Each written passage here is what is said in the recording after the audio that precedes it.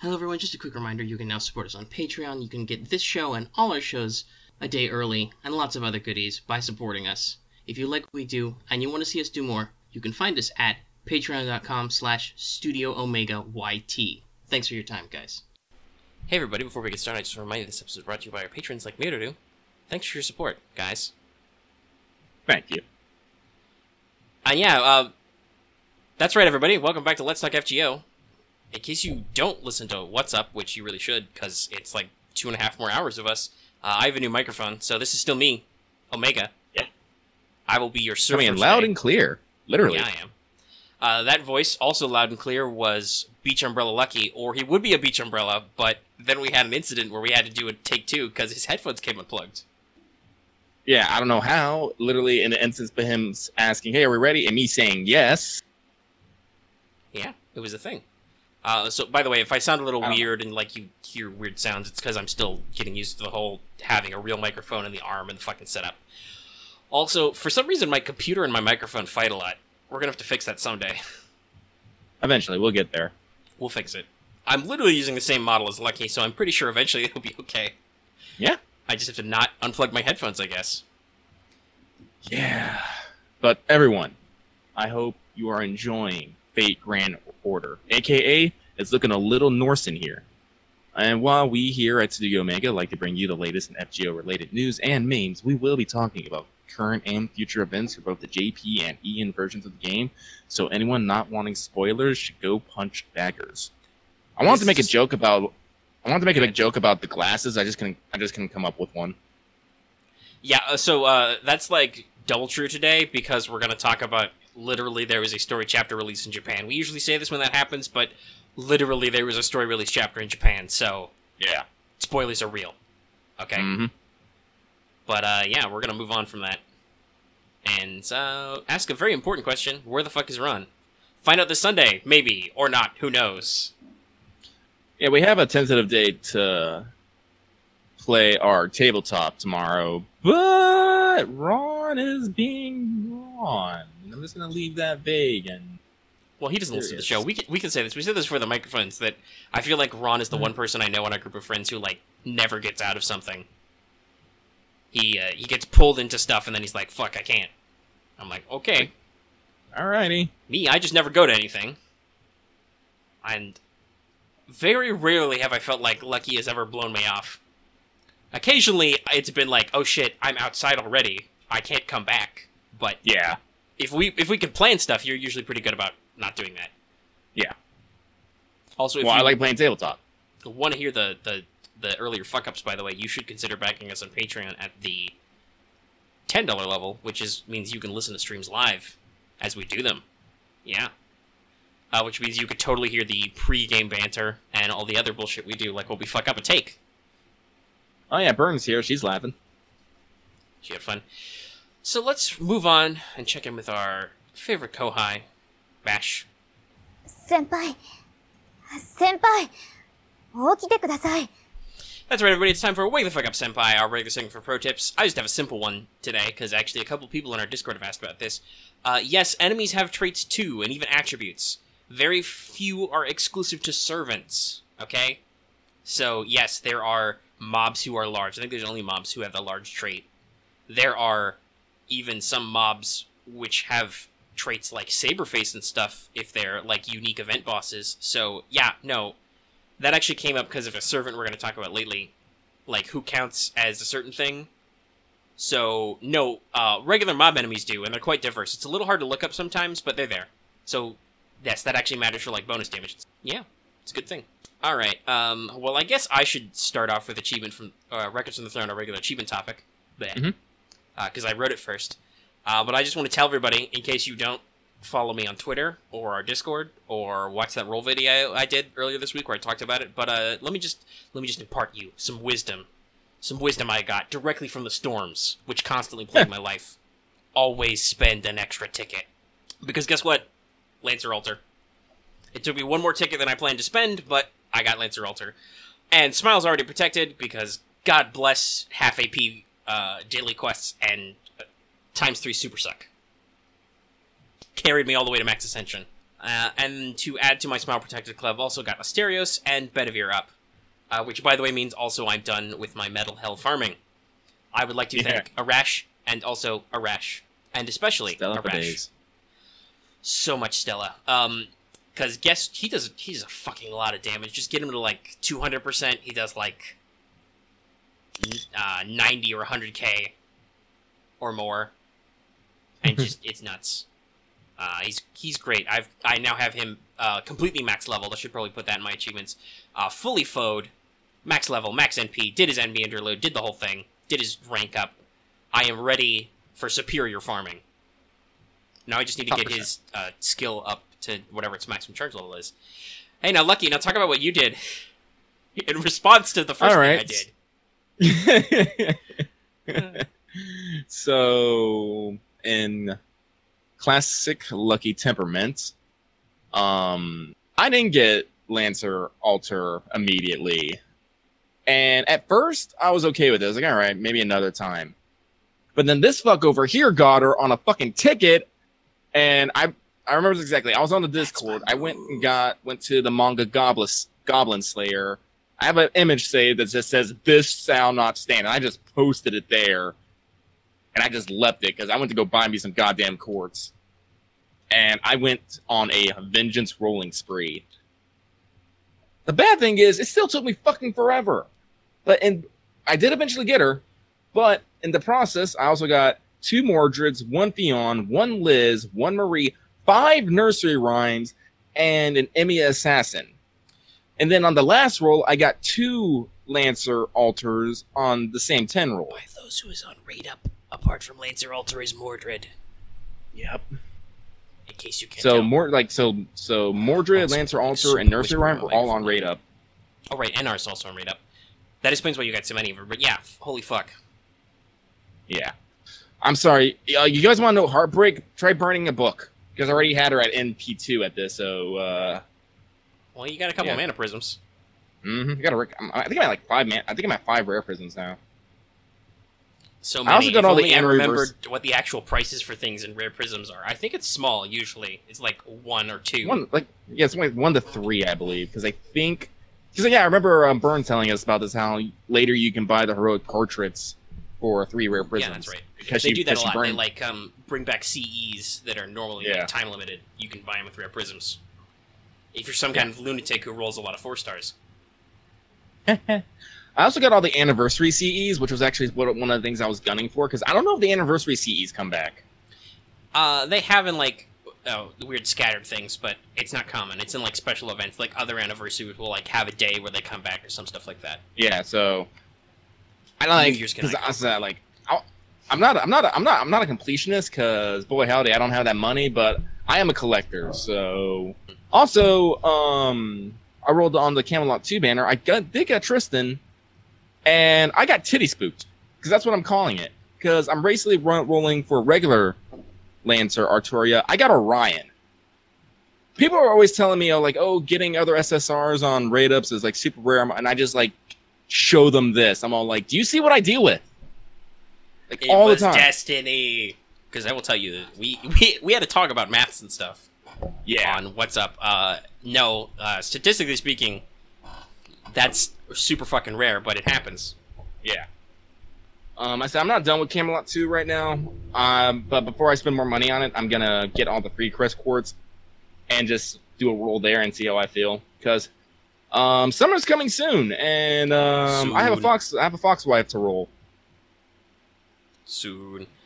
Also, hey, if you want to know what happened to me, because I saved up about the 10-ish tickets, I had a few less because I spent some more on the London rate up. But you want to see what I did for Camelot 2, you can watch that fucking 5-minute video. Or I could spoil it right here and say that fucking nothing happened. So much not stuff happened. Yeah, stuff happened. But let's move straight into Skelograms. I'm going to take over because Omega is going to be talking fuck ton later. Yeah, rip me. So, first off, FGO Duel Set number 3 announced. We're bringing in Medusa, Saber Gills, Satheno, Arjuna, and Jalter. Honestly, I'm kind of curious to see how many sets they're going to be coming out with. So they seem to be using a system where it's a blind box system, and so you kind of like randomly get what you want. They could probably potentially come out with a lot of characters. Yeah, they seem to be, except for the starting one, I think they're like 5 in a set. So that seems pretty common. Also, by the way, in case you're curious how you can tell that it's Setheno, it's on what side the flower thing is on. Oh. That's literally it. I think they did show like her assassin card, but also no. Like if you're unboxing miniatures, you can tell which Gorgon sister it is because one of them is left and one of them is right. I don't remember which one that is off the top of my head, but I did some fucking like CSI shit to figure out it was actually Setheno. Also, we didn't write this down, but I want to note this out. They've been showcasing character trailers for FGO Arcade. Yeah, it's in the lead up to like, the 3rd anniversary. Animation. Yeah. I think that's when it premieres. Like the full version of FGO Arcade premieres is going to be the 3rd year anniversary in Japan. So they've been showing off some stuff. Is the 3rd anniversary this weekend or next weekend? This weekend. It's yeah, because we're on Saturday. Well, it depends. Do you mean this weekend is in literally this weekend? No. No, because they're going to be going already. Duh. Within a week, yes. But yeah, so next week, yeah, we're going to be cautiously hyped because they'll probably be going on as we record. Yeah, they're going to do some stuff. Yeah, it's going to be cool stuff. They're going to announce a new servant, and everybody's going to see what it is. And we'll see what other dumb shit they come up with that'll hurt our wallets. Yes, it will. Because I think the Napoleon raid-up ends in like 4 days, which means probably some other raid-up's going to start, and it's going to fucking ruin everybody's day. But we'll talk about that in a little bit. So, over here on the EM version, we're currently doing half AP free quest until July 25th. And we also got the Camelot 2 summer banner with Lancer Artoria, Gawain, and Tristan on raid up, running from July 17th to August 1st. But over in Japan, we got the big news with Gotterdammurung. Did I say it right? Close enough. Yeah. Close enough. The release campaign running 7/18 to 7/31. There's been a bevy of new stuff added. Well, not new stuff, but master level has been increased to 150. People are slowly getting close to that point where they might be able to actually do a full SSR team. I don't know like what they get because I don't know. I think I'm like 120 something right now, like 124. I don't think I've actually got a. I don't think I've got a cost increase in a while, so I don't know. Yeah, I haven't either. I got a friend increase my last one. Hold on. While you continue to do the news, I'll go look at my master level. Yeah. But Brain gets an animation update. We got new materials, giant rings, and Aurora Steel. And we have a banner with a rolling rate up on the limited SSR Saber Sigurd and SSR Lancer Bren, with SR Lancer Valkyrie being on rate up on all times. So to clarify, Sigurd Scotty is limited, Lancer Bren is limited, Valkyrie is not limited, and she's not even story locked. Nope. Prepare to get spooked. Scathach-Skadi has been spotted in the chapter itself as an SSR caster, so watch the fuck out. Yeah. Also, new girl C2Nai, who is an Ainu character, is also wearing Ilya's face. Yeah, so to clarify that a little, because we've had a little bit more data, it's been explicitly explained in the text of the chapter that her name is given as C2Nai or possibly Shitanai. I don't know exactly how. Apparently, either way that character can be pronounced. But it's another like multi-part servant, a bit like the Sakura 5. So there's like some of the Norse goddess Freya is in there, and there's some other Finnish character whose name I can't pronounce in there. But it's Ilya's face, and she says to call her Ilya. She summons a Heracles. So yeah, it's a pseudo servant Ilya, not like Prisma Ilya. It's FSN Ilya as a pseudo servant like Ishtar, Aresh, Muramasa, Parvati, etc. Also, she doesn't have any battle sprites, so probably not right now. You don't need to watch the fuck out for that just yet, we hope. Just yet. But the Lost Boat caster Scathach do watch the fuck out for, because holy shit. She's probably limited too, because she's not in the game already. She's not a story lock. Yeah. Because she's not in your servant decks. And she might actually be quick memes. Quick might be a thing now. Yeah. Because they've data mined some of her skills as an enemy. Didn't I mention something about that earlier, about making a quick caster? Yeah, I think you And did how last this week. might You be talked about they really need to do some quick caster stuff, and I mean her NP is arts, but she has like 2 quick cards, and she has the skills to do quick support and crit support. Yeah. Okay, so I'm only Yeah, level 125. 130 is the maximum right now for us. Yeah. And guess what, everyone? Happening over here in the EN version, it's Chaldea's Summer Memory, the White Beaks of Relaxation, the pre-release campaign. Guess what? It starts July 26th. Just like, we didn't give an exact date, but still. Yeah, because we Right in the time frame didn't we know said that the half AP would be happening right away last week, but we were like, Yeah. maybe they'll do summer right away, maybe they'll do something different, we don't know for sure, but... It's not going to be August. And guess what? It's not August. So everyone who thought it was going to be August, eat your words. Eat them. So they're doing the usual pre-campaign. 20k combined for 4k FP and 1 million QP. 25k for 3 Blazes of Wisdoms. And 30k for 3 Saint Courts. We are almost at 10k right now, and it's been like... Well, we're at almost 10k on Twitter, and it's been about 6 hours. And we have, like, 5 days. So, yeah, no, I'm pretty sure we're going to hit the 3 Saint Courts. And, hey, for everybody on that whole who got what train, Japan doesn't do a lot of pre-release campaigns like this. Like, when they do streams, they do stuff like they do 10 Courts, which, when we actually do announcement streams, we usually get 10 Courts, too. And sometime they upgrade to, like, 30 Saint Courts for some stuff, which I hope they start doing more. But maybe that means they need to actually stream some more. I don't know. Once again, this gets into the whole what they actually distribute Saint Courts for thing is weird sometimes. And I'll admit, I want more of it, like they're doing a thing still, like it's a system they've got going that I don't fully understand, because, hey, guess what?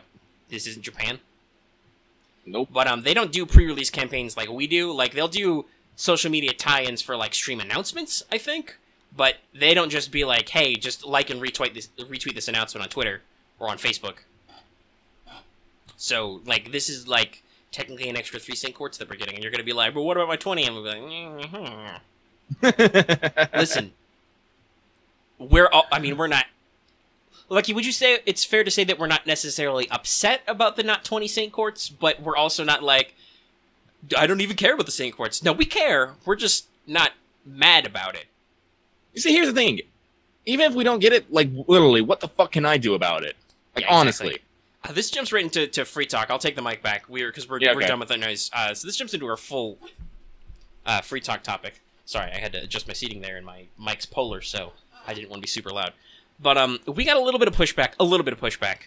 Not a lot, but a little bit. We had a couple of, at least 2 pointed comments, maybe a couple more, about us saying that the EN game is quote-unquote better. And we want to say... and hopefully, Lucky, you're okay with me saying we say this because I wrote this out so you had plenty of time to read it. We vastly prefer the actual man-hours of work put into event improvements, fixes, early animation, quality of life updates, server stability, etc., rather than just some extra Saint Courts. We totally understand your frustration if you're a newer player, and we wish it was better, right?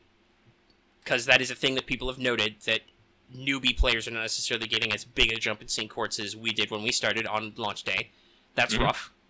We accept that, but we also acknowledge that steady players get real butthurt when they do rewards for new or returning players. Haven't we had like 2 Start Dash campaigns for like players who haven't like? Yeah, we've had Start Dash renewals, and we've also had 2 like returning players. I think technically there was supposed to be another one on the anniversary, but we had a returning player one not too long ago with like the 1 million downloads update, so maybe they just did it early. I don't know. But anyway, the real work in the game is in those changes, not the shit that shows up in your present box. Now, my further bullet point... I think I really do feel like some people are just too used to like being able to demand things and get them. It's like, just gimme. And I'm like, no, there's investments. There's a logic system in this. And even if you don't like the logic, they have to follow their own logic. It's like, some people were like, why didn't they start summer right away? I'm like, I mean, we thought they might have, but if you think about it, they're trying to keep the consistent logic that is the English version that they move story banners up. And at this point, I think we can safely expect that will be just how it is in future. I think Camelot is the last case where a story banner is like way the fuck out there, because like, let's be real, November, December with like Battle On and stuff is kind of a clusterfuck for banners, but they're all in a roughly timely fashion. I Oh, don't sweet. think we have that problem in future anyway, but just in case you're wondering, in future, story banners will probably be relatively current with the story chapter coming out. Nice. But next bullet point, we admit it would also be real easy to fix that discrepancy in the stuff in your present box. So by all means, let the Lightworks know that you know the difference. Just like we said last week, phrase it in a polite, constructive, and informative way. Because this is something I've been thinking about. We're at like, what are we at? Like 3 million downloads? 4 million? Whatever they say we're at? Something like that. So, like, the subreddit is a place I go that I see that gets really up in arms, and I think 4chan has been a push behind some of the raising of these certain facts about the way the Saint Quartz is distributed and stuff. Those are both super small communities. Like, that's thousands or hundreds of people, alright? If we're actually... Okay, so you account for some rerolling, but still, if we're at multiple millions of downloads and players in the US, are those communities who are super aware of what's going to happen in the future actually relevant? Like, do they actually represent a sizable slice of the fan base? We don't fucking know. We don't. And you don't know either. So that's the thing that I've been thinking about. I'm like, so like, 1 million people is a fuck ton of people. Have you ever seen 1 million people? Like, all at once? No. It's fucking huge. It's enormous. I don't think I've ever seen 1,000 people in one place. Because I haven't been to, like, a big convention or something. But I'm sure that's a reasonable thing you can do. But, like, 1 million people, that's a fuck ton of people. So, like, I don't know how they handle all the stats for all that. I know they have them. I don't know how they crunch the numbers. So, like, fuck. But letting other people who play the game know in a non-rude way that, hey, there is a little bit of a discrepancy that could be better, that's probably the best route to get that discrepancy fixed. Not yelling about how, give me my fucking 20 Saint Quartz. I've been playing this game forever. Give me more free shit. Nobody wants to deal with that. We don't want to deal with that. So this is probably going to be our bullet point in this. So here's our mic drop. As our boy Voice said on Twitter, which he said in a very rambly stream of consciousness thing, if you love how JP does it so much, just go play JP. People have been playing it through the language barrier for like 3 years. And there's nothing holding you here. Go. Like, we accept that stuff wants to be better, but if you're like, how Japan does it is the ideal way we should do it, and, you know, if English doesn't do things exactly like Japan, never mind that we're not doing things exactly like Japan, because we've had quality of life updates and stuff, and, like, fixes on initial runs of events and whatnot, but if that's what you are, if you're so basically, if you love JP so much, why don't you marry it? I know it's real dumb to say that, but that's basically what we're getting at. Like, if you really think that they're doing it the best way, then go play JP. Like I said, people have been doing it through the language barrier for years. There's shitloads of people who play JP who can't read Japanese, and they have no idea what the fuck's going on, but they're covered in servants, apparently. Like, we've got some dual players here who are, like, in it right now. In fact, I think some of them are online right now. But yeah, like, Ononoki is a dual player, and they got a fucking Sigurd already in Japan, and they're just hanging out, crunching along, trying to beat stuff. They're in it. You can be in it too if you want. Hey, speaking of new servants, I'm just gonna immediately truncate into the next topic there. Unless do you have any thoughts you want to add to that? No, you summed it up. It's pretty good. Okay. Let's talk about Sigurd. So he is an SSR single target saber, and he is also limited, so everybody cry now. Seriously, Delightworks, when the fuck are we going to get an SSR saber who's a single target, and of any kind, who's not limited? But anyway, he's QAABB with good hit counts and okay NP gen, so he can actually fire off his Buster single target NP, which does bonus damage versus Dragon. So basically, if you are going to start JP right now, roll in his banner now, and then go back to London and Camelot and put a smile on your face, because, hey, in case you don't know, all versions of Artoria are Dragon trait. So he also ties with Arthur for the highest attack in a Saber class, so he's real hurty. Got a lot of HP. His first skill is Primeval Rune Knight, which gives him a big crit damage boost for 3 turns. The maximum is like plus 100% crit damage. His second skill is Dragon Species Modification, or like Dragon Species Transformation. It's Mana Burst plus Guts. Literally, it's just Mana Burst, and then a Guts. And then his third skill is Crystallized Wisdom, which is a targetable Star Gen buff and grants debuff immunity. So that's pretty cool. And then lastly, he's got for passives, he's got a high magic resistance, a high riding, and a little bit of divinity. So basically, he's the Buster Crit meta. And with that attack and stuff, he's going to hit Lancer bosses like a truck. Forget dragons, he's gonna hit anybody like a truck. Also, his animations are great. He does, in fact, punch daggers sometimes. And slashy and shoot beams. And he's voiced by freaking Seto Kaiba. That's right, that's who's his Japan voice the voice actor is for Sigurd, is the Japanese voice actor for Kaiba. And if you want more of my thoughts on Yu-Gi-Oh! In Japanese, go watch What's Up. Because I talked about that for a while. But yeah, that's real cool. Anyone knows enough, I find... Yeah, Sigurd has from an artist, he has a really interesting design with the short crop hair and the glasses. Mm-hmm. And then, the sci-fi, half sci-fi suit. I'm all like... Yeah, he's got a really interesting design. Yeah, it's aren't you supposed to be from, medieval... Oh, God, Norse mythology? It's holy shit, why aren't we getting kind of Tron up in here? But he also looks really good. But he looks real good. Yeah, the glasses, by the way, are his crystallization of wisdom. That's... He ate the dragon's heart and received wisdom, and the form that takes is glasses, because Megane powers. Megane powers. And yes, he does have a sprite where his glasses are It has a sparkle. What do you want to hear? And they're reflective. Where they're reflective, and he has the shing. And I need to make that an emote because it is. We do. If anybody's got the sprite sheet for Sigurd's expressions and stuff, hit me up with that. I didn't get it in time for the thumbnail, but fuck yeah, that's his design is great. It's a little weird, but it's great. Yeah. I don't know when the fuck his mats are gonna come out so we can see artist notes, but oh, actually, that's a bit of news we should have announced. I heard somewhere that I think at a comic festival or some kind of fan festival soon. I don't think it's the FGO thing, but soon they're gonna publish Mats 5. So that's cool. Well, that's great. When are we getting Mats 1? In English? Don't fucking English know. version. Don't know. Don't know who's responsible for that. Is that Aniplex? Is that something we can actually yell at Aniplex to do? I don't know. I think I heard someone else saying that that falls under another group. If it does, that's kind of a pain in the ass. I wish that would. Even so, then they should do it. They'll make fucking money.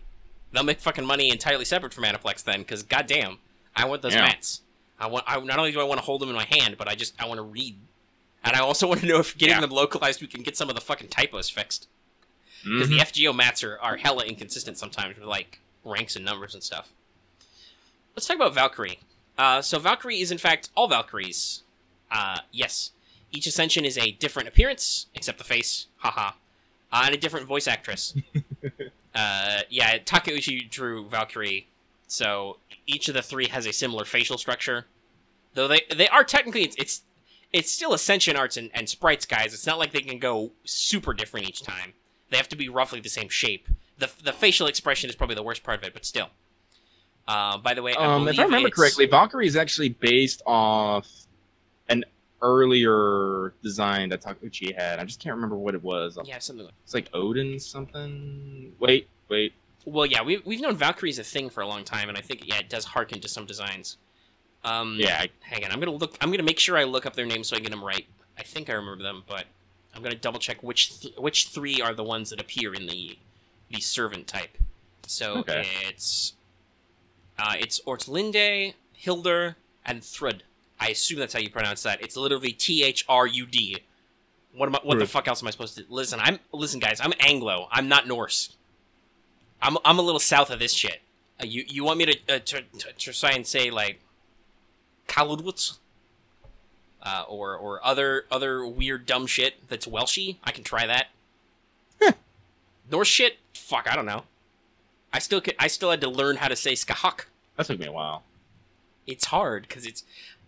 I will say this. I don't know if it's because it's from a English-related language, but I sometimes I don't know why things, when they're written in English-style characters or Roman-style letters, that they keep certain letters in them, even though that's completely unlike how they're pronounced.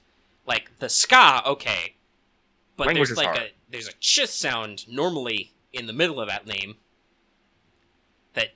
is not how that's actually said, so how the fuck would I know that's how you pronounce those letters together in English?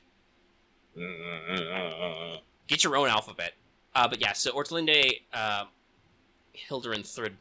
And yes, each Valkyrie has a different voice actress and a different set of bond lines. So if you're gonna be upset about the same face shit, at least accept they put a lot of extra effort into actually designing a servant. They had to pay 3 actresses, they had to script 3 actresses. My microphone keeps getting quieter and it refuses to stay the same. Stop that microphone. Yeah, this is great. Yeah, and this is like something, because remember how Waver is like 2 characters in one? Well, guess what? Now they've upped it and brought 3 characters in one. So, booyah! Well, no, Waver's still Waver. That's all the same voice actor when he switches. Yeah. Oh, yeah, that's true. But no, like, Anne and Bonnie has been 2 before. Yeah, so we have now reached the new high of 3. Yeah, Oryo and Sakamoto Ryoma, which is, everybody was like, oh my god, that's so impressive. The 2 of them are on screen, and then we're like, fuck you, we got 3 different Valkyries to choose from, and when they do their NP, there's like 9 of them on screen, or something. So yeah, their attack is pretty, well, I should start at the beginning. So they got a standard Lancer deck, QQABB. Their attack is pretty low, but in return, their HP pool is enormous, better than some SSRs. Like, it's real big, guys. Story stats are typical for a Lancer, so it's okay. But with 1 arts card, even with a decent NP percentage, they might be a little slow in that area. They have a skill that kind of mitigates that, but still, like, their native NP again might be a little sluggish. They have an AoE quick NP with a decent number of hits, gives them sure hit, and then has a decently scaling chance of instant death against demonic enemies, which might be good for farming. Not great for servants. The only demonic servants are Onis, basically. But there are a large number of mobs, including stuff like Gazers and Sea Devils. So hey, if you rolled Valkyrie, sometime this decade, there should be a Fate Zero rerun. So, you know, go ahead and look out for that, because she'll be great there. I really hope Normalize catches all my microphone bullshit that I'm doing right now. My microphone is literally fighting me. It's like, you're being too loud, I need to roll you back down. I'm like, but now I'm too quiet, microphone. Alright, so, yeah. That's their NP. Skill-wise, Primeval Rune Valkyrie. You see a lot of Primeval Runes. It gives them 3 turns of Quick Plus and NP Plus for decent percentages for both, so it makes their NP hit harder, and it makes their Quick hit harder. Cygnus Essence solidifies them as a tank. It gives them 1 hit of Evade, which lasts 3 turns, 1 instance of Debuff Immunity, which lasts 3 turns, and then after that, 3 hits of Damage Cut for 3 turns. So, yeah, tanky. And then Destiny Weaver apes off both Golden Rule Body and Innocent Monster. It gives them up to 10% NP per turn for 3 turns, healing up to 1k HP each turn for 3 turns, and then 5 to 10 stars each turns, all for 3 turns. So, yeah. This will help their NP gain. This will help them get back some of their fucking enormous HP, and they will passively generate crit stars, and they will actively generate crit stars. So they're a very good support deck. Passively, the girls have good magic resistance and great divinity, which helps offset their low attack. They basically serve as a tank and a star generator for team. Lancers are pretty average in terms of star weight, so they don't necessarily suck up the stars, but they make a decent number of stars with both a stars per turn buff and pretty good hit counts. And quick buffs. So hey, that's great. Also, they're adorable. Yes. Most important. Third Ascension, Final Ascension is basically the harem end. Because all 3 appear in the arts. And now I'm super quiet. Microphone. Get over yourself. This is what I mean by it fights me. We'll figure this out eventually, people. Yeah, I'm sorry. Don't worry. We'll try and keep me bumped up. Maybe I'll just be super loud and then Normalize will keep me from peaking. Who knows? Alright, do you want me to read the So You Didn't Get Them 5-star? Sure. If you're okay with that. Yeah, I'm gonna do that. Alright. Alright, so, you didn't get that 5-star. Camelot 2 Edition. Now, starting off, Gawain is a story-locked SR Saber, and what people collectively call a gorilla. Partially because of his buster-focused death. It's a quick arts buster with a buster NP. He also has low hit counts. His first skill gives him 20% attack buff, and also gives him a buster buff, but only on sun maps. I don't know which maps those are, by the way. There doesn't seem to be a good lookup system, but maps with sun. Yeah. His second skill is Charisma E, so a maximum 12%, And his final skill is Belt of... Omega-Sensei, tell me if I say this wrong, but... Bertolac? Yeah, sure. Why not? Bertolac. I'm going to say Bertolac. Bertolac. Which grants a decent guts, a few stars, and a 20% NP gauge, which he desperately needs. He tops it off with an AoE Buster MP, which gives enemy a skill seal for 1 turn, and inflicts a hefty burn for 5 turns with OC. Basically, Gawain only exists to slap the shit out of enemies like Lancers and Berserkers, and occasionally he slaps a little harder. His gameplay is a bit dull, but he has a top-tier attack to back it up, and Buster Crits is kind of a big deal. Yeah, so to explain his burn, it starts as 1k for 5 turns, I believe, and then at 500% is 5k for 5 turns, so we know Dot's kind of funny, but, I mean, it'll do some work for you, eventually. Eventually. Now, we look over here to the left, and Tristan is an entirely different kettle of fish as a story lock archer. He got a Quicks Arts Buster deck with high hit counts to compensate for a slightly lower than average star gen of an archer. This also means he has a decent NP gain. His NP is a single target quit with a great hit count, which applies Sure's hit and decreases enemy debuff resist, and also has an interlude. That means more damage.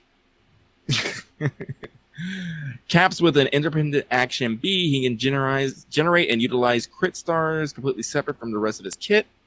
His actual skills are mostly team support. He has the excellent Harp of Healing. He has a much larger MP charge than other knights, but gives him 1 turn of MP seal, so time it properly. And his final skill strips an enemy of its buffs and lowers the crit chance. He will fill his slate primarily as a support unit. He can give your team stars while being fairly wily against enemy protections with tricks like buff removal and sure hit. Yeah. He's super helpful and supportive, basically, and also sometimes he can crit on his own. By the way, does anybody else think it's slightly ironic that I actually did the number crunching on this, but archers actually have kind of weak star generation? For a class that seems focused on critical hits, like, a lot of classes are around, like, 10% star generation. Assassins are super high at, like, 25%-ish. I think Lancers are slightly above average at, like, 12. And then, of course, Berserkers are the bottom at, like, 5%. Yeah. But, yeah, Archers are, like, 8 or 9, usually. Or 7, some, even. Like, 7.5. Alright. Never really thought about it. Yeah, no, it's a little weird. Unfortunately, I don't think about a lot of things. The things you learn when you actually study stuff. Alright. We're not doing CE or Servant Spotlight yet again. I think I have in mind who the poll is, but I don't want to do a poll again just yet. We'll save it. Instead, let's jump into Teach Me Omega-Sensei. This was voted on by our patrons, and if you back us at the $5 level, you too can vote in these topics and decide what they're going to be, because we've actually got a couple new ones. Today we're going to talk about class containers and what's supposed to be happening there, and I think specifically we're going to talk mostly about the core classes and then mention extras. But our backup topics, which will be in the next poll, where we're going to talk about we could talk about Noble Phantasms, we could talk about class skills or personal skills, just skills in general, and we could talk about how do servants work. That's a question we've had from a couple of different community members who are like, okay, but how does the thing actually do the thing? And then we could like explain what that's supposed to mean. But this month's topic has been voted on as class containers. So mostly I'm going to exposit, and Lucky's going to ooh and ah. So normally, in a normal Holy Grail War thing, there are supposed to be 7 class containers, and then containers that are outside of this are called the extra classes. So, I'm trying to think, what's the best way to phrase this? I guess we should say in the original Fate's Day Night and the Fate's Day Night timeline, there's a specific ritual. It's the Fuyuki Grail ritual. It sets up the Holy Grail War, and these are basically how the Holy Grail classifies the servants who are summoned, basically. And normally, there can only be 1 servant in each slot. So even if you like did the Berserker-style summoning ritual, if somebody had already summoned Berserker, you wouldn't get Berserker. I don't know what would happen. That's a subject for somebody else to deal with some other time. This thing with my microphone, by the way, is really annoying the shit out of me. I hope it's not too obvious to our listeners, but it's starting to get my grill a little. Computer, I need you to just relax. and just accept that I'm at this volume level and stop trying to fix my volume level for me. Okay, thanks. Can you not? Maybe if I leave levels, it won't adjust itself. Who knows? So there are 7 classes that are normal classes. And we're going to try and I figure how we're going to do this is we're going to briefly outline them. I'm going to read their short descriptions. I'm going to inform you that once again, despite being a major plot point of the mechanics, there's not really any deepest lore about who is what class containers. Like, the short descriptions I'm about to read you are basically it, as far as I can find in, like, source materials. So yeah. That's great. But we'll talk about them a little, and we can kind of talk about how they're supposed to work, I think. I think basically in the descriptions, the second part that describes roughly what they're good at kind of explains how and why they end up in those classes. Because there's a lot of talk about, like, archers don't use bows, even though they're called archers in English. But we'll get into that. So you've got the 3 knight classes, as they're usually called, are Saber, which is the Knight of the Sword and Heroic Spirit of the Sword. It's a jack-of-all-trades warrior. They're agile and powerful in close quarters, extremely adept at swordsmanship. So that, I think, is the actual key there to what makes a saber. Hold on, I'm going to take a big drink of water. Okay. Sorry about that. Been talking a lot. Actually, how long has the show been going on? I haven't even looked at that. Okay, we're only at like 45 minutes. It's a good thing that we got some spare topics then. Yeah. So, yeah, we can tell Saber is that. They say they're a jack of all trades. Saber is supposed to be the strongest class because they are the best well-rounded. They have the highest ranks in all characteristics. Because servants, in case you don't know, have stuff like strength, endurance, mana, luck, etc. We'll probably get into that if we discuss how servants work. But the next is Lancer, Knight of the Lance and Heroic Spirit of the Lance. Extremely gifted with extreme agility, proficient in hit-and-run tactics, as well as what is in several sources called ranged melee weapons, but they mean spears and lances. So, hit-and-run tactics and long-range melee weapons like spears and lances. Spears and lances. Which is why there's, like, only literally 2 Lancer characters who actually use lances. Yeah. There's I think there might be more, but it's very narrow, the amount who are actually Lancer-type Lancers. Speaking of possible misnomers, let's talk about Archer, Knight of the Bow and Heroic Spirit of the Bow. Excellent scouts that excel in possessing powerful noble phantasms, masters of long-range warfare. They're also known for their independence. I think masters of long-range warfare is really the thing that defines being an archer. I also kind of feel like it's the independence. Mm-hmm. That's some of it, too. That wasn't in this description I copied, but it's mentioned in a couple of other sources. Because it's like it's got to be someone, like, usually people who have long range are people who, like, stand apart from others. Yeah, independent action is, like, the class-defining skill of an archer. Some other classes have a little bit of it, but that's primarily for them. And that's that is the skill that allows them to operate without a master for periods of time. Now you move into what are called the cavalry classes. That's kind of a definition that was made up later. Just the 3 knights classes were firmly established as the top-tier ones in FSN and going forward. And the others are just kind of extra, but everybody loves them. So Rider, Mounted Knight, and Heroic Spirit of the Mount. Experts of the mount, able to tame any beast, be it mythical or mechanical. So that's, I think, the key thing here. Whether it's a machine of some type, like a boat, or an actual machine of some sort, or it's a mythic creature, or whatever it is, they can ride it. That's what they do. They're known for because you gotta riding. remember, the skill riding applies to modern machines, too, so... Saber, at a couple of points, says she can operate an airplane. Yeah. If she wanted to. Mordred does operate an airplane. Yep. To great effect. Good Very job, great Mordred. effect. Stop Next here. is Caster, Magus and Heroic Spirit of Spells and Sorcery, adept in Magecraft, being one of the few able to use sorceries of the highest caliber. That, I think, is the key point here. Honestly, I feel, like, real talk, I feel Caster is kind of a catch-all. Caster has drifted a lot since FGO, especially. Yeah. Like, Yeah. anything that seems creative has been bundled as a type of magic or spellcraft of some type.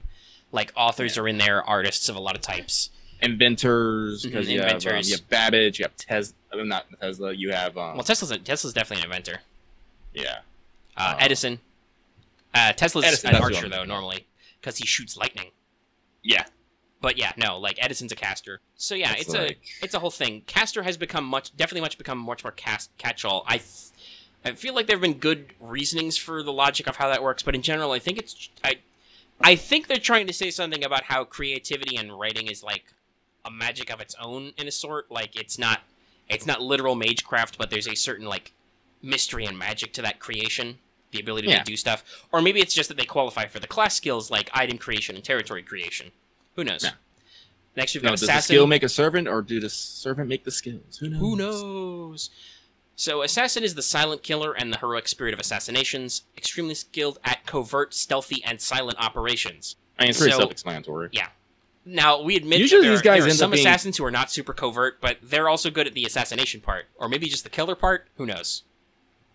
Yeah, you never want these guys in a front-up fight, because that's not what they're good at. No, they're not. And then lastly, we have Berserker, the Mad Warrior, and the heroic spirit of Berserker Rage. Crazed warriors who have lost almost all traces of their sanity in exchange for great power. Maybe. Once again, it's actually interesting that Berserker actually... Like, the Madness Enhancement is actually a skill in which, yeah, they lose their sanity, but literally it's something that bumps their parameters. Yeah. It's... Basically, the higher your Madness Enhancement, the less sane you are. Like, you lose the ability to speak. Some can even have a hard time differentiating friend from foe. But the higher their inherent servant parameters are boosted. It's a whole thing. So, most of these, I think, count as the qualification. So, like, technically in, like, fiction, technically anybody can be a Berserker if they just have Madness Enhancement. Because you can... That's a special summoning ritual. When you're doing the summoning, you can do the Madness Enhancement aspect. Which... Yeah, didn't Mato do that in Zero? Yeah. I mean, like, technically Lancelot could be a Berserker anyway, but it was still specifically done in Fate Zero, so... You can get an edge. And Ilya specifically did it too, to summon her Berserker. They don't show it on screen, but she talks about that because she's an Einsburn and she has fuck tons of mana to go around. I got super loud for a second because my microphone jumped again. But yeah, no, so... But I think a lot of the qualifications lie in those aspects. Sabers are supposed to have the highest parameters, so they generally do. That's why there's no Bronze Sabers, I think, so far in FGO. But the thing that makes them is that they have a sword and they're really good at swordsmanship. It's pretty easy. I don't think we've had any weird sabers like we've had, say, weird archers, or even weird lancers. A couple of lancers are kind of weird. Rider is probably the most genericified one because we have the most of them. And there's usually some sort of beast. There's a thing that they ride. That's about it. Like Martha has Terras. Marie has a unicorn. Mm-hmm. A glass horse. George has Scalon. No, his horse is Bayard. That's why he's a rider. His Ascalon is a sword. Or spear. Oh, God. Bayard. I don't know why I said that. It's because it's his NP that's actually in-game is as Ascalon. But yeah, no, like... It should be Bayard. They all have route. They all have mounts. The pirates have their boats. Everybody makes the joke that... Anne, Bonnie, and Mary Reed, what they ride is each other. That's not true, though. Is it Mary who's active in their writer version? I think it is. Well, I can never remember which one is which, despite the fact that they have very different designs. But whichever one is the forefront in their writer version is a navigator and a ship pilot. That's why they're rider. And the other one is a ship gunner and a cannoneer. That's why they're an archer in summer, which is upcoming. I made it relevant. But yeah, so riders and casters, I think, are probably the most confused sometimes. Assassins are sneaky, killy people, at least. Ozymandias is a caster, because he was a great architect. Well, Ozymandias is a rider, actually, in-game, but... is he? Yes. It's because Why is he a rider? He has a giant sunboat. Oh my god. He also does magic with it. Listen, this is the other thing we could talk about. Many servants qualify for multiple classes. King Arthur is a huge example. Gilgamesh can be any class or no class if he likes. Oz can be several classes. Heracles can be any class but caster because he never learned any magecraft.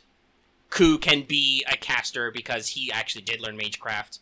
Also, fun fact, Sigurd can be a caster. That was revealed in his profile and bond profile. He learned enough runes from Bryn that he actually knows all of them and can do magecraft that way, which is kind of neat. Watch out for fucking Caster Sigurd alternate version someday. One day. Maybe we'll finally get Summer Men and we can get, fucking barbecue grilling Caster Sigurd. because he cooks the dragon's heart and eats it. But yeah, no, so many heroic spirits can be summoned in multiple class containers that affect their noble phantasms and skills.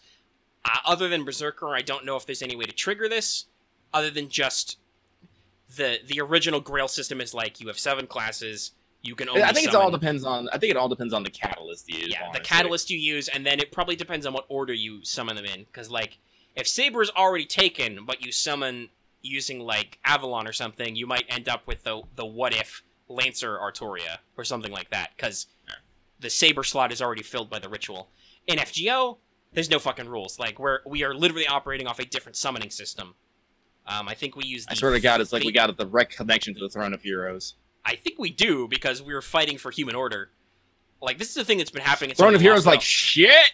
Take like, some of the things that are happening in the Lost Belts is that the counter force is just kind of throwing servants out there who, like, have no idea what they're doing in the Lost Belts, but when we show up and when we summon a servant from the ley line, we get, like, really boss servants who know what they're doing, like Avikebron and Napoleon.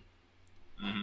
Like, so the counter force, which is the Throne of Heroes is tied to, is like, fuck, give these guys whatever they need. They're on the ball. They've saved the world once. Do it again. Spoilers, guess what? After we save the world, we're gonna have to save the world again, because the story keeps going. I hope that's not a real spoiler to anybody, with the realization that the Japanese version of the game is still going, so there's more story. We do save the world, but it's kind of hard. It's kind of hard not to see, like, the CMs and images and stuff posting up. And it's kind of hard not to realize that, oh, I guess we must have won because the story has changed.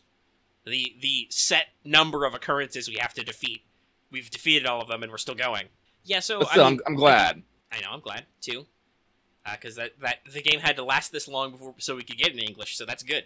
So I don't really know what else we want to talk about with servants. I mean, we mentioned extra servants. That is like a weird outlying situation that can occur when you get extra servants. I think especially with servants, though, is, like, not always do they, like, don't always follow the rules. Mm-hmm. Right. Like what we're saying with archers, like, yeah, you don't have to have a bow. Right, you don't need to and there are some be a heroic berserkers. spirit of the bow. You need to have some kind of long-range attack, preferably a powerful one. Yeah. And, like, with berserkers, like, yeah, not all of them are... Well, yeah, all of them are batshit insane, but none of them are, like... Most of them not all of them are... Basically...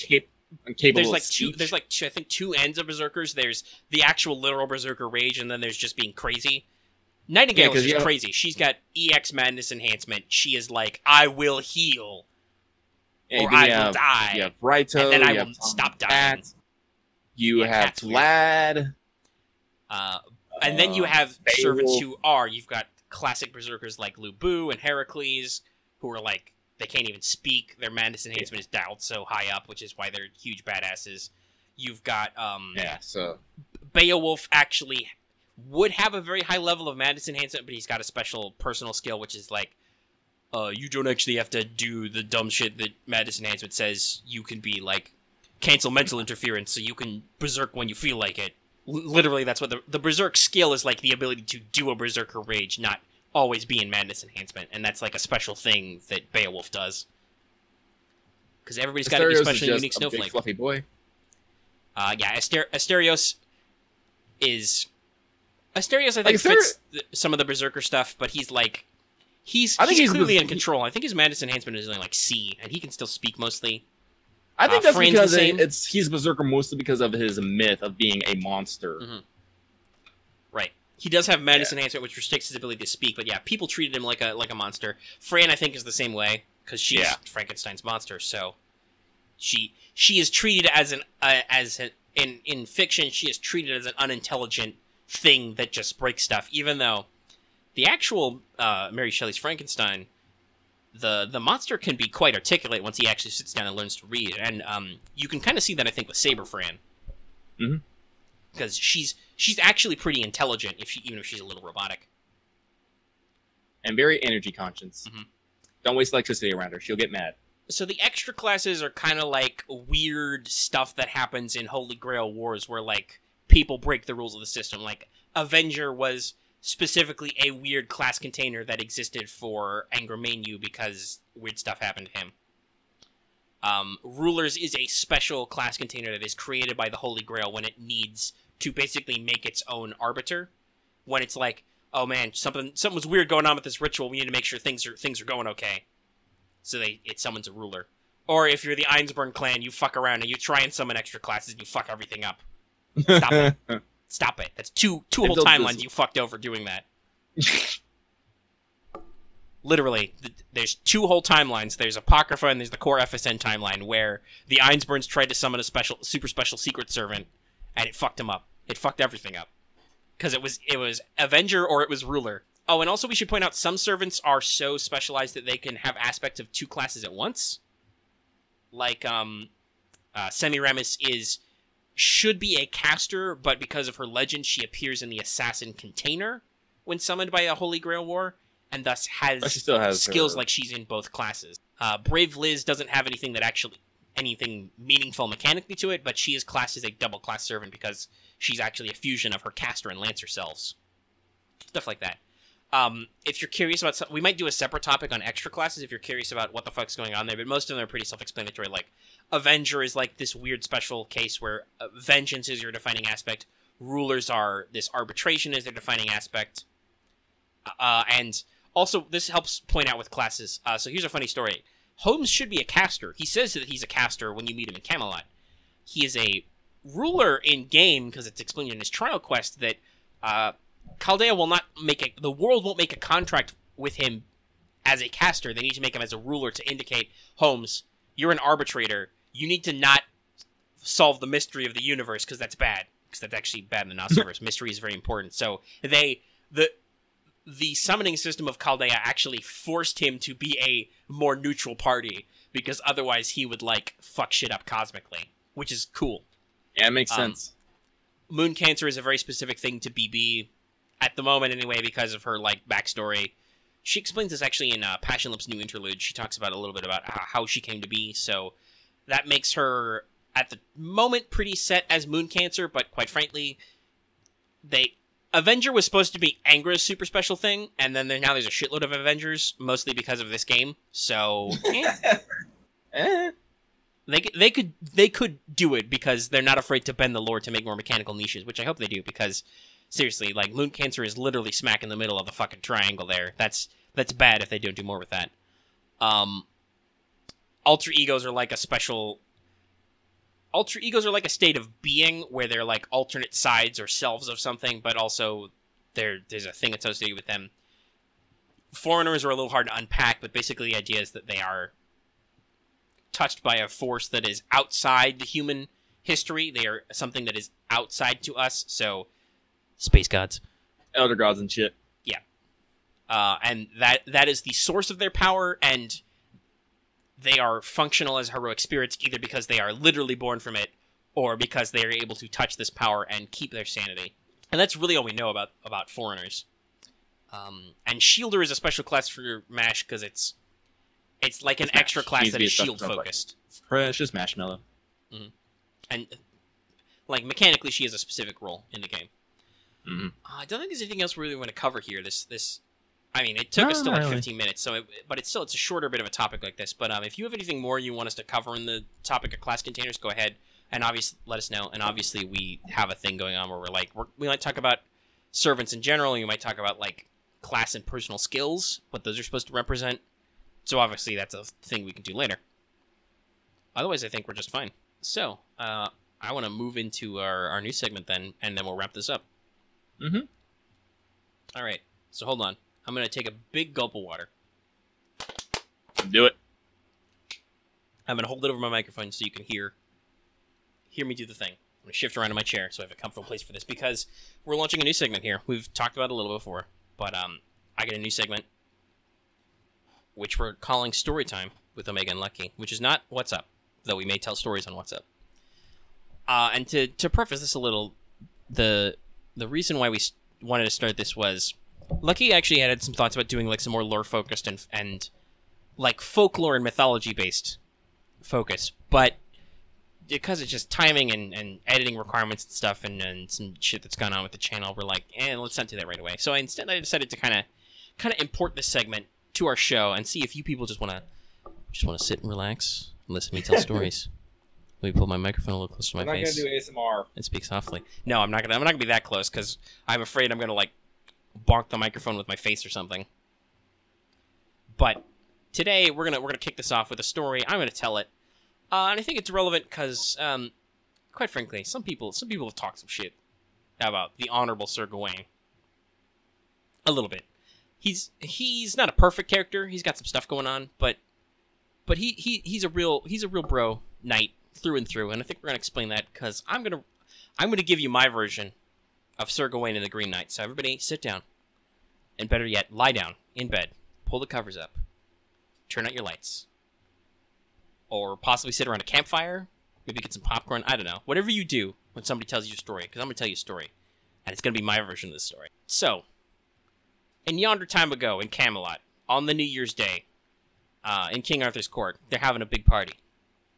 And up rides this guy, clad all in green. So they call him the Green Knight. No shit, really, I guess. But yeah.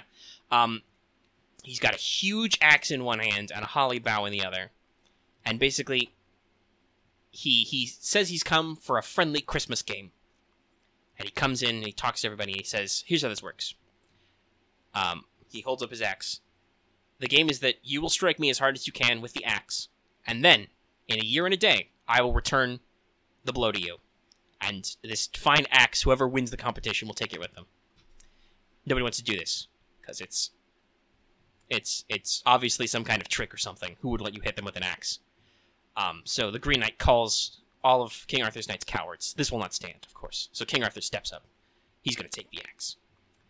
And now his youngest knight, his nephew, Sir Gawain, steps up, and he's like, no, my king, you cannot possibly take this axe. It's too dangerous. Let me have this honor. And I was like, okay. So Gawain takes the axe, and he gives him a full swing, knocks the Green Knight's head right off. This doesn't bother the Green Knight in the least. He picks up his head, he stands up, and from his still decapitated head, he says that's good, and he says, all right, well, I will see you in a year and a day. Meet me at the Green Chapel. And then he rides away, and they keep the axe as a trophy. So a year and a day passes, or gets close to, and Gawain sets off to find the Green Chapel, keep his part of the bargain. Now, in the actual poem, Sir Gawain and the Green Knight, he supposedly fights some stuff and does some other stuff on the journey, but they don't actually describe it, so I'm also not going to describe it. He does some stuff, adventures a little, until he comes across a splendid castle where he meets the lord of the castle and his beautiful wife, Lord Bertilac. And they're pleased to have a famous guest. And also among them is an old lady who is unnamed but treated by great honor with all. This will come up later. Remember this for the test. So, Lord Bertilac and his wife are great. They have a knight of the Round Table in their castle. They're happy to have him as a guest. Gawain tells them that he's got an appointment to go to the Green Chapel on New Year's Day, and he only has a few days remaining. And basically, Lord Bertilac tells him that the path to the Green Chapel is a short ways away, and he proposes that Gawain rest at the castle. And Bertilac strikes a bargain with Gawain. While Gawain rests at his castle, Bertilac will give him whatever he catches during the day, because he goes out hunting every day. He's going to give Gawain his catch. If in return, Gawain gives him whatever he might gain during the day. Gawain, being an honorable knight, accepts. So the first day comes. They stay. Bertilac leaves to go hunt. Lady Bertilac visits Gawain's room and behaves seductively. But, despite her best efforts, Gawain, he's an honorable knight. He's a guest in a man's home. He only gives her a single kiss, because he doesn't want to offend her. So Bertilac comes with a deer. He trades Gawain the deer, and Gawain gives him a kiss. By the way, that is also in the story. Gawain kisses dudes. So, next day comes. The lady comes again. She's trying to get up on that Gawain. Gawain refuses. He foils her advances. He gets 2 kisses. Later that day, Lord Bertilac comes back and he gives a boar. And Gawain trades it for 2 kisses. Third day. This is the last day Gawain is going to stay here. The next day, he's got to set out for his appointment. The lady comes to Gawain again. She offers him a gold ring as a keepsake. And he steadfastly refuses. No, he's an honorable knight. She's another. But then she offers him a belt, her girdle of green and gold silk, which is charmed to keep him from all physical harm. Gawain is afraid he's going to die the next day, so he accepts the belt. And Lady Bertilac exchange 3 kisses. That evening, Lord Bertilac comes back and he gets 3 kisses and he gives Gawain a fox. But Gawain doesn't mention the girdle. Alright, so the next day, Gawain sets out to the Green Chapel with the girdle wound twice around his waist. He finds the Green Knight sharpening his axe as promised, and Gawain bends to receive the blow. He's gonna get whacked with the axe. At the first swing, Gawain flinches. He can't do it. The Green Knight belittles. He flinched. He broke the rule. Gawain is ashamed of himself. The second swing, he will not flinch, and he doesn't. But then the Green Knight fakes him out, gives him a fake out. He says he was testing Gawain's nerve. Gawain's pissed off now. He yells at him to deliver the blow, and so the Knight does. And then he gives him a blow, but he only gives Gawain a slight wound at his neck. Gawain's surprised, but it turns out the Green Knight was actually Lord Bertilac in disguise. He was transformed by magic. Turns out the lady at the castle was Morgan Le Fay, and it was all a trick to try and make Arthur's Knights look bad, and also freak Guinevere out a little bit. I don't know, something with the head trick. So, Gawain says he's ashamed, because he lied to Lord Bertilac, and he was in this whole contest thing with the girdle, and he's like, the Green Knight's like, no, you are the most blameless knight in all the land. And the two part on cordial terms. And Gawain returns to Camelot, and he keeps the girdle as a token of his failure to keep the promise to exchange goods.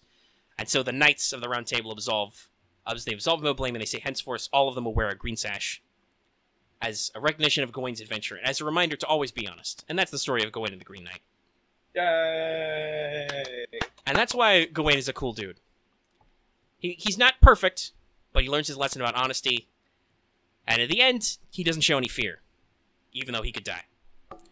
Also, the other moral of that story is that Morgan Le Fay is weird. She's a weird lady. She's kind of not flighty. She's kind of fickle. Yeah. Crazy true. That's it. I've always had a good opinion. I've always had a good opinion of Gawain, just because, like, hanging out with him and Estella, I'm like, this guy is very bro. Even He's fighting against him is like, this guy is so bro. He's very loyal as a knight. Yeah. Seeing him in Camelot, I'm all like, Wayne. But nah. Well, that's that loyalty to his king thing. His king is here, and he's like, I'm sticking with my king. That's his actual wish on the Holy Grail is to wish for whatever Artoria would wish for. It's his. He feels like at the end of his life he didn't stick as close to his king as he should have, because Mordred murked him in the back when he wasn't thinking about it. But he's real good. He's a noble soul. He's just trying to do good. And unlike Lancelot, he does not bang other people's wives. Everybody talking about how fun Lancelot is. He's like, a married woman in danger? Where? And then Mash calls him disgusting, and he dies inside. It's his own fault, really. But yeah, so that's a famous story about Gawain that I think was important, because, like I said, I feel like a lot of people shit talk Sir Gawain lately.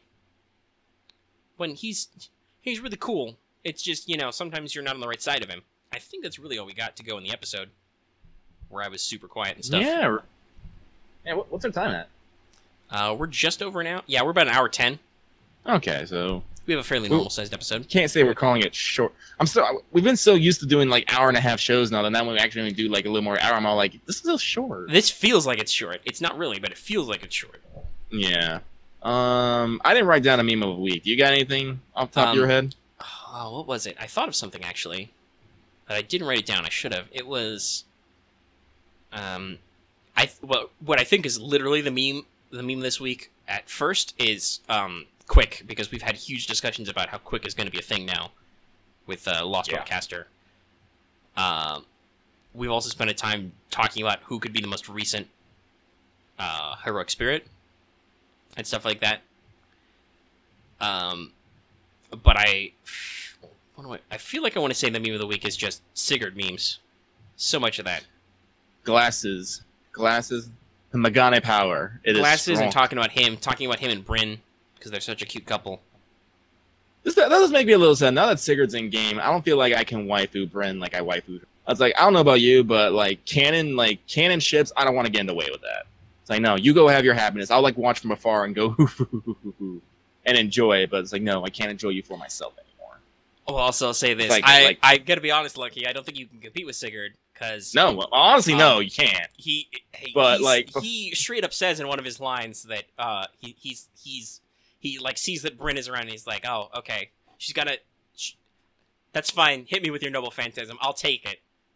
That's like That's like his expression of love to her is like, I will not only let you stab me, but I will make sure I don't die.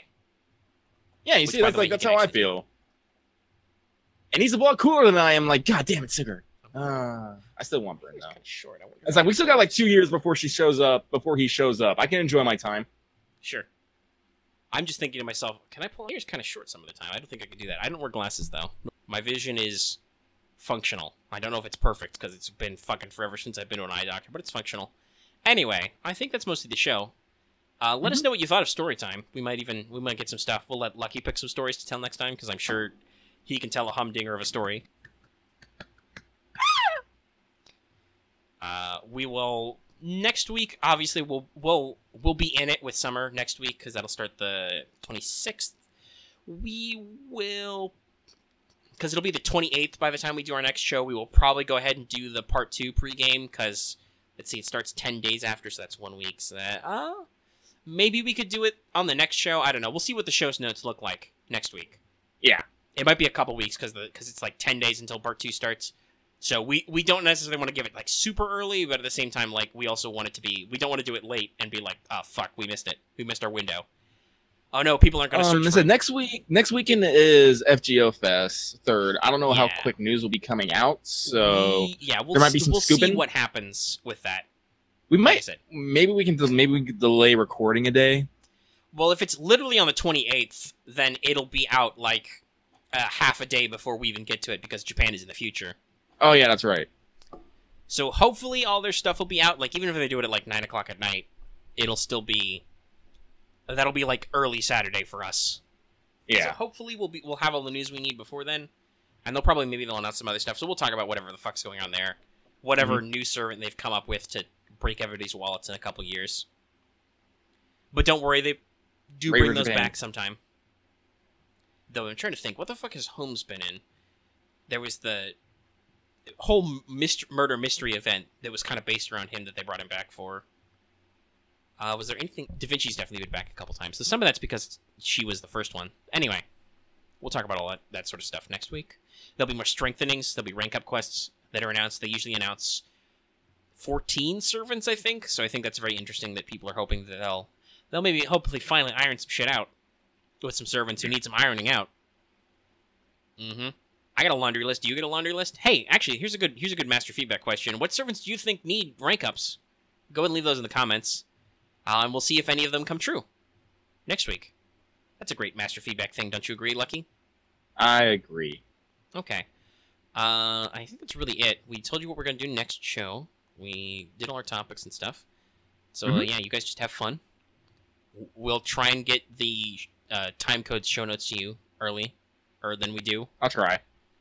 We'll try. We've done. Sometimes it's my fault too because I don't give you the audio link right away. I forget about it, and then it's like fuck. It's the middle of the night. Lucky's like gone to work or he's off doing some other shit. Yeah. But yeah, so we'll try and get him to you. So I'm gonna go ahead and wrap this up. So if you like this video, go ahead and give it a like. If you have any comments about the stuff we've said, go ahead and leave them in the comment section down below. We actually read all your comments and we'll respond to them sometimes if we feel like it. You can also, if you have not already, subscribe to us on YouTube. That's a great way to keep track of our content. Very important. Also, don't forget the bell for notifications because, hey, in case you don't know, we post stuff like literally every day of the week. Real entertaining stuff. You can listen to Lucky fight Necromorphs. You can listen to What's Up with me and Lucky for like 2.5 hours, like I said. Just, hey, if you want to hear more from us, you need some stuff to do while you grind those free quests. Go into Bone Hell or Metal Hell or whatever it is. Which really, we might have talked a little bit more about our experience there, but I don't think there's much to say other than just grinding is bad. But do consider, making sure to turn on your notifications and stuff and checking out that other stuff we do. And of course, you can also keep track of what we do by supporting us on Patreon. As it says at the front of the show, you can get access to episodes early. You can specifically get access to this show in audio format right away, like right after it's done recording. I do a little editing on the audio, post it right away. And if you're a $1 a month patron, you can get that right away, downloadable, so you don't got to worry about your data all the time. You can do it at home on your Wi-Fi or whatever. And it's only $1 a month. And now that we're doing like What's Up and hopefully regularly, that's like less than $0.25 a show every month, guys. It's a real good deal. And it would really help us out. Also, consider buying our merch. We got a whole merch store. We haven't got a lot of traction on that in the past couple of months, but it's a thing. We have some good designs, and we have some shirts out in the wild, so, you know, consider it, guys. It's a great way to get money to us directly if you can't back us on a regular basis, like on Patreon or something. And also, if you want to support us but aren't, you know, comfortable or don't have the money to spare, just spread the word. We're at, like, 769 subs right now. We need to go to 1,000 before we can become a YouTube partner again and turn back on our monetization for stuff. Which hopefully at this level, we're actually would get monetization money out of it. Just spread the word. Tell your friends. You got a friend who plays FGO? Let them know about the show. You got a friend who likes some of the stuff we do in Let's Plays? Let them know. And if you're actually listening to this, because I know sometimes we have people who sign up on our Discord and don't remember to sub for a couple days. No shame. Sometimes I see you in the Discord and then I see you pop up as a new subscriber. So either YouTube had like a hella lag on that, or just you may have forgotten for a while. That's fine. But do remember, if you are listening to us and you plan to listen to us extended, remember to sub. I think that's everything. Lucky, what are your final thoughts? I finally got the free quartz. I made my 10 roll, and I got Lancer Artoria. God damn it.